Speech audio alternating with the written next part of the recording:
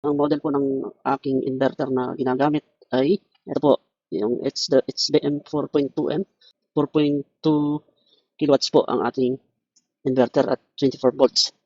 Ngayon, ang mga settings po niyan ay nandito. Actually, ito pong ating owner's manual or user manual ay downloadable po ito sa Power Master site. Doon ko lang po ito download at meron din pong copy sa kanyang box, yung kanyang user manual. At ito nga po yung kanyang laman. Ayan. Kompleto na po yan. Basahin niyo po muna bago niyo i-install yung ating solar inverter. Kasi may mga tips dyan, kagaya ng ating inverter, dapat po ito ay nakaset na walang harang yung gilid kasi meron pong daanan ng hangin dyan. Tapos dito sa ilalim. At ang isa pang pinakamaganda po dito ay ito po pala ay dapat nakaset sa level I natin para pag ginawa natin yung settings ay madali lang siyang makita. Kagandahan nito kasi meron talaga tayong guide pati yung sa mga size ng ating gagamitin na wire. Ito na yung mga settings niya. Kagaya po dito sa program 01, ang naka-default po sa kanya ay ito, SUB. Ibig sabihin po yan, solar, utility, at saka battery. Kung wala si solar, ang gagana po ay utility. Kung wala si utility at saka si solar, ang gagana po ay battery. Tapos meron din pong SBU, solar, battery, at saka utility. Ganoon din po ito. Kung wala si solar, gagana si battery. Kung wala si battery at saka si solar, gagana si utility. Tapos dito sa pinakauna, yung utility first, tapos solar, at saka battery. So, ibig sabihin po nito, ang gagana po dito, yung priority ay utility, ay yung source natin ng Meralco or Meralco, tapos solar, tapos battery. So, ang settings na ginawa ko po dito ay ito, yung, pass na ba yun? Ito, SBU. Solar, ang aking priority. Next is battery and utility. Ito yung aking pinaset sa aking inverter. Sa charging naman, pag nandyan si solar, kung stable yung kuryente ni solar, magcha-charge yung battery. Kung wala si solar, tapos battery lang, wala pong charging na mangyayari. Unless ang ating pong connection ay naka-line sa parang ganito po, USB, yung utility. Kasi kung utility, magcha-charge yung battery. Yung solar, magcha-charge yung battery. Ngayon, ang nangyayari dito, magcha-charge lang yung ating battery sa solar. Ayun lang po. Tapos, kung wala itong dalawa, gagana yung ating utility. Pag gumana yung ating utility, tsaka lang siya mag-charge sa ating battery. Ayun. So, na-test ko naman yung settings na to. At kaya namang i-sustain yung aking mga gamit na ilaw. At saka yung aking ref, no, pinatest ko. Tapos yun nga, yung aircon. Ang starting po na volts niya is 27 volts, around 5:45. 5:45 po ng hapon hanggang naabot po niya yung 5:30 ng umaga na may charge pa rin. May natirang charge na 24.8 volts. Ang yung back point po na sinet ko ay 23 volts. Makikita niyo po doon, no? So, 5:45 ng gabi, 27 volts hanggang 5:30 ng umaga, naging 24.8 volts na siya. So, kaya pa rin.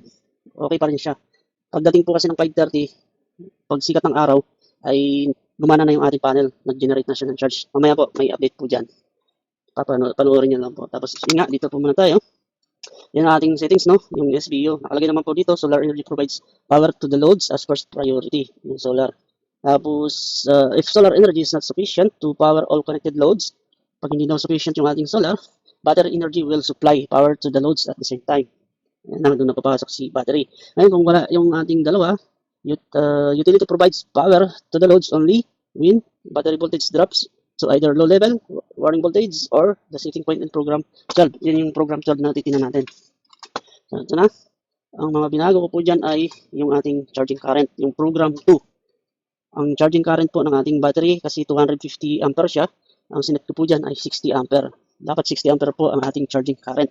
Hindi tayong pwedeng bumaba, hindi rin tayo pwedeng magpas ng sobra-sobra. Pwede 70, 80, pero ano na po ito, kumbaga dun sa computation natin ginawa ay wala na sa standard. So, ito yung ating napili. Panoorin niyo po yung aking video, yung previous video ko, kung paano ko compute. So, ang ating pong gagamitin ay 60 ampere sa 250 ampere na battery. So, naiset na natin yan. Tapos, ang sunod na sinet ko ay itong AC input range, no, in volts. Kasi meron ditong dalawang option. May UPS at saka yung EPL. Appliances default, tapos yung UPS. Yan, nakalagay naman po dyan. If selected acceptable AC input, voltage range will be within 170 to 80, 280 volts AC. Yan po yung UPS. Ang set ko po dyan ay ito, yung EPL. Okay. Ang range po ng volts niya is 90 to 280 volts AC. So, naiset na natin yung program 3. Tapos dito naman tayo sa battery type. Ang aking pong battery ay gel type, no? So, AGM, dito tayo, AGM. Ito po. Ito yung pinili ko. Kung gagamit kayo ng uh, lithium battery, ito yung dapat piliin nyo. Pwede kasi sa lithium battery at saka sa flooded battery. Ito. Ang akin po ay gel battery. Ito, ang aking pinili. Sinet ko na po yan dyan. Tapos, ito, ganun pa rin. Auto restart, ganun, wala akong binago dyan. Ito, yung ating output frequency. Kasi ang output frequency po ng ating mga gamit doon sa Pinas ay 60 Hz. So, pinaset ko po ng 60 Hz yan kasi ang default po niya ay 50 Hz. So, pinagawa ko pong 60 Hz yan sa kanyang output frequency. Tapos dito sa output voltage, yun, ito yung importante din, ano? Ang default po ay 230 volts. Ginawa ko dyan, pinaset ko ng 220 volts. Ito po, 220 volts. Tapos, andito na sa program 11, no? Maximum utility charging current. So, ganun din. Ang ating isiset po dyan sa program 11 ay 60 ampere. 60 ampere din po ang aking settings dyan. So, binago rin po yan. Tapos, dito naman sa ating pinaka-program 12, which is setting voltage point back to utility source when selecting SBU. So, ito nga po yung ating pinaka-set mode, no, ng ating ginawang program sa ating inverter. Solar, battery, at saka utility. Ngayon, ang ibig pong sabihin nito ay kung maabot na niya yung pinakamababang volts ng ating battery, mag-switch siya doon sa utility. Okay, kung wala yung solar, no? Tapos yung ating battery ay nag-discharge siya, tapos sinet natin to, doon siya mag-switch sa utility. Yan po yung ibig sabihin nun. Ngayon, ang settings po na default dito ay 23 volts. 23. Actually, ang unang set ko dyan ay 23.5. 23.5. Nung tinanong ko yung supplier ng battery kung ilang volts ang minimum na pinakamababa ay, ang sabi niya ay 11.5. So, ginawa ko na lang itong pinaka-default, sinundan ko na doon sa program 12, 23 volts. Then, pag ang aking pong battery ay umabot na ng 23 volts, na nag-discharge siya sa 23 volts, automatic po yan na mag-switch yung ating inverter ng mode sa utility. Yan. Importante po ito, no? Okay, so next po ay okay, 13. Ito naman, yung setting voltage point back to battery mode when selecting SBU. So, babalik siya sa battery kapag naabot na yung ating pinaka-full charge, no? Ang full charge po ng aking battery, tinanong ko si supplier ay ito, 27, ayan, yung pinaka-default, 27 volts. Kasi ang sabi ng supplier, 13.5, yung pinaka-maximum na full charge ng ating battery na nabili. Yun nga po, yung 12 volts na 250 Ah, yun ang advice ng ating pinagkuhaan ng battery, 27.0 volts. Actually, sinet ko yun ng 28.5. Pero mahirap na kasi kailangan sundin natin yung specs ng battery, no? So, ang ginawa ko dyan para safe tayo ay 27 na rin.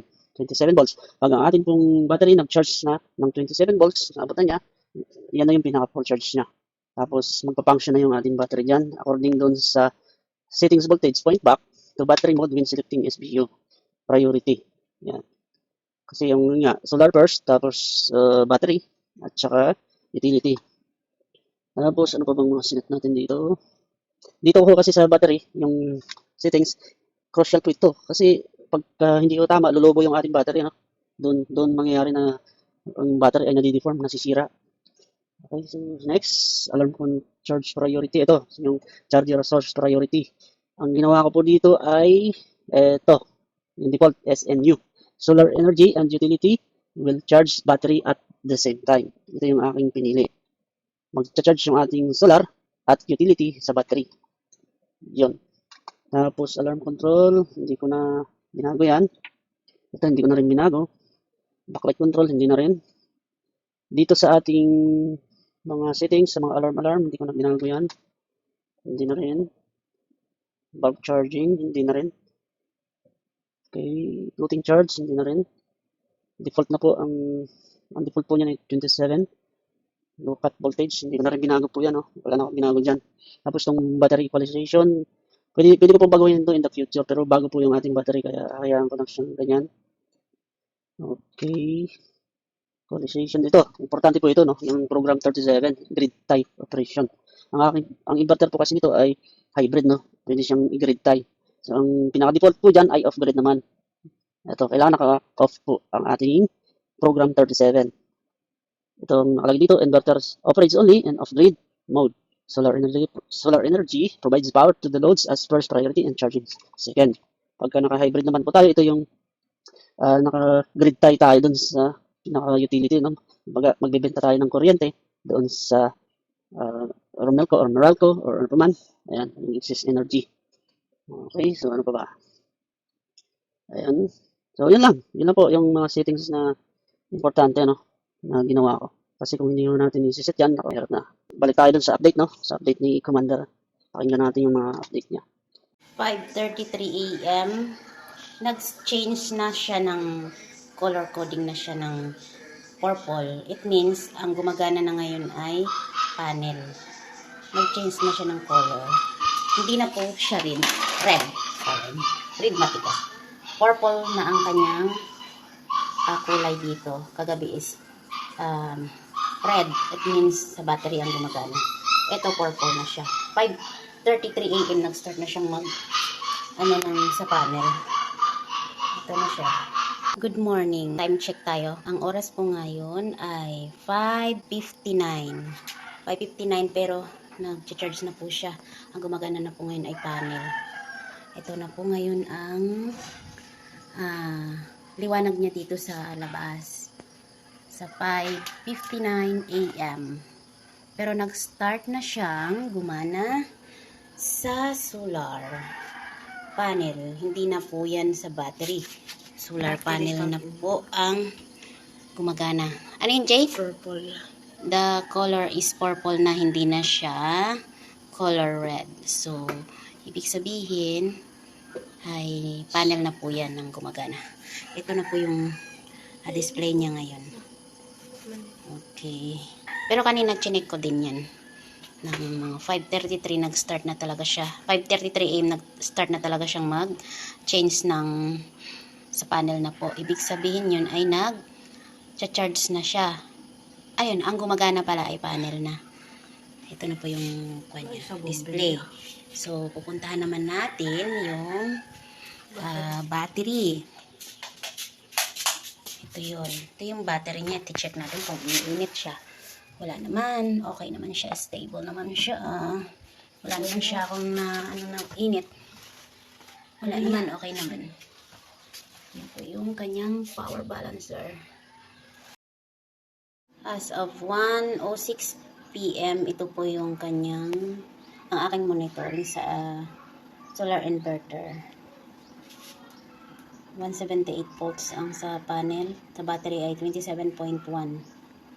Tapos, ang kanyang breaker. Ito. Tapos, dun sa taas. Yan. Tapos, yung battery niya. Ito. Ano lang. Wala naman. Hindi naman yung battery niya. Hindi naman nainit. Ito na yung status ng aming display. Naka-on po yung ref at saka aircon. Tapos yung panahon po namin ngayon ay medyo makulimlim. Medyo makulimlim yan. May mga clouds po yan. Hindi po siya yung araw. Hindi masinag yung araw. Yan po. Makulimlim po yan. Tapos ito na yung display niya. Aircon at saka ref ang gumagana po ngayon. Check ako ng status. 3:52 ang oras ngayon. Yan na po ang display niya. Tapos yung color po ng kanyang ilaw is purple pa din. Hindi siya red, purple. Ibig sabihin panel pa rin yung gumagana dyan. Tapos yung ilaw, ang sinag ng araw niya ay dyan na. Hindi na siya tumatama sa aming panel. Ayan. Wala na dyan. Ando na. Check natin yung battery.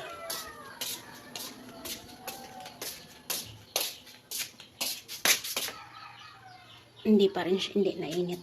Hindi siya nainit. Okay. Yan na po yung status ng kanyang display. Time is 5:31. Ito ang kanyang display sa 5:31. Tapos madilim na siya. Ito. Yan. Pero purple pa rin. ang kanyang color. Purple. Ibig sabihin gumagana pa rin yung panel. Time check. 5:14 na ng gabi. Ito pa rin yung display niya. Tapos, yung panel niya ay gumagana pa rin siya sa panel. Yan o, kulay purple pa rin siya. Tapos, ito na yung display niya. Tapos, ito na yung paligid namin dito. Umiilaw na nga yung Christmas light ko na solar doon sa labas.